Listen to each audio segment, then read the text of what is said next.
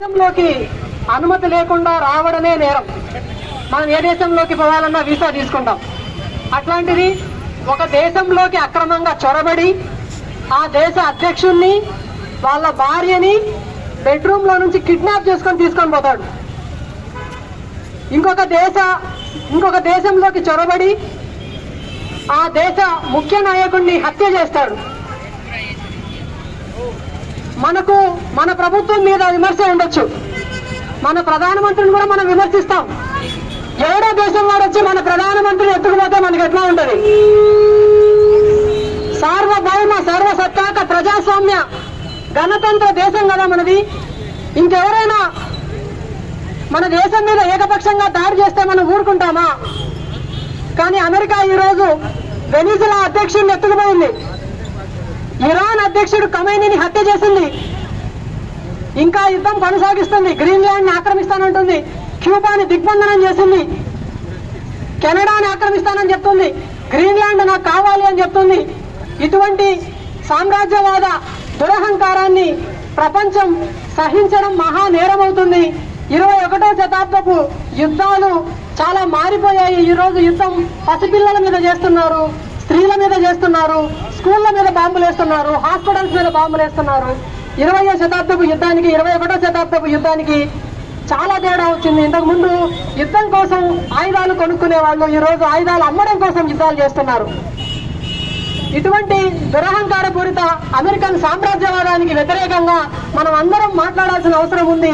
Israel జాత్యాహంకారానికి వ్యతిరేకంగా మనందరం మాట్లాడాల్సిన అవసరం ఉంది. కానీ పరిస్థితి మన దేశంలో పరిస్థితికి వస్తే ఈ రోజు చిన్నపిల్లల దగ్గర నుంచి పెద్దవాళ్ళు యుద్ధం గురించి తెలిసిన వాళ్ళు ప్రతి ఒక్కరూ దీన్ని వ్యతిరేకిస్తున్నారు. 10 ఏళ్ల పిల్లలు వచ్చారు. సుమారుగా 80 ఏళ్ల వయసున్న పద్మనాభరెడ్డి గారు కూడా ఈ జరుగుతున్న యుద్ధం పట్ల చాలా ఆవేదన చెంది మనతో ర్యాలీగా వచ్చారు. కానీ మన ప్రభుత్వం ఈరోజు నెత్తురంటిన జాత్యాహంకారులతో కరచాలనం చేస్తుంది. పసిపిల్లల్ని హత్య చేసిన నెతన్యాహుని కౌగిలించుకుంది. ఇజ్రాయెల్ మా ఫాదర్ ల్యాండ్ అని చెప్తుంది. ప్రపంచమంతా అసహ్యించుకునే ఇజ్రాయెల్ మా ఫాదర్ ల్యాండ్ కాదు ఎట్టి పరిస్థితుల్లో అని భారతదేశ ప్రజలందరూ చెప్పాల్సిన అవసరం ఉంది, చాటి చెప్పాల్సిన అవసరం ఉంది, యుద్ధానికి వ్యతిరేకంగా నినదించాల్సిన అవసరం ఉంది.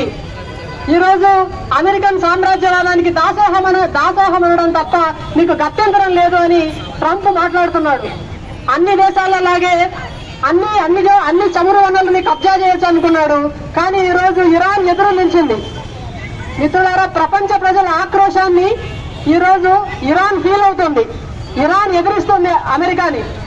కాబట్టి అమెరికా ఒక యుద్ధంలోకి ప్రవేశించి దాని నుంచి ఎట్లా బయటికి రావాలో అర్థం కాక సతమతం అవుతూ ఉంది. ఈ రోజు మనము ఇరాన్ పక్షాన నిలబడాల్సిన అవసరం ఉంది. స్పష్టంగా ప్రపంచం 2 శిబిరాలయ్యింది. అమెరికన్ సామ్రాజ్యవాదం, ఇజ్రాయెల్ సామ్రాజ్యవాదం దేశాల్ని దురాక్రమించుకుంటున్న ఒక శిబిరం. వాళ్లతో ఉందామా? బాధితులైన వెనిజులాతో ఉందామా? క్యూబాతో ఉందామా? ఇరాన్తో ఉందామా? మనం బాధిత దేశాల పక్షాన ఉండాలి. భారతదేశ అలీన విధానం ఇదే. 70 ఏళ్ల భారతదేశ అలీన విధానంలో మనం పాలస్తీనా పక్షాన నిలబడ్డాము, మనం యుద్ధాన్ని వ్యతిరేకించాము, మనం సామ్రాజ్యవాదాన్ని వ్యతిరేకించాము.